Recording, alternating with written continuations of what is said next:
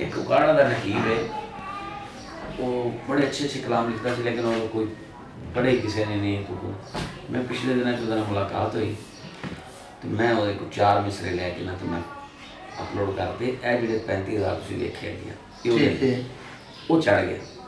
वो हूँ हर बंदा उन्होंने कॉल करके भाई भाई आपने कलाम लिखा, ये आपने लिखा, यानी वो ऐसा हो गया मसलूक। वो कहना मेरी एक कॉल बंद होती दूसरी आ जाती, कहना मेरी तो रोज़ ही रोटी चल रही। मैंने तो लोग कहना अपने अकाउंट नंबर दें, आपको पैसे भेज रहे हैं, हमें कलाम सेंड करें। क्या बात, क्या बात। कम चलते हैं कामरान वाकई कामरान यार, उन्हें लिखा बड़ा अच्छा है। हालांकि कमर मैं नहीं इस्तेमाल करना, लेकिन वो कमर चिश्ती है उकाड़ा अंबर का 4 मिसरे लिखे ने कमाल करती। कहता है हबीबे खुदा दी सना करदा रस। वाह वाह। एंड देखना जी, हबीबे खुदा, अच्छा बेशक इन्हों की सेहत दाद वाली नहीं, लेकिन दाद देने की गल ऐसी है।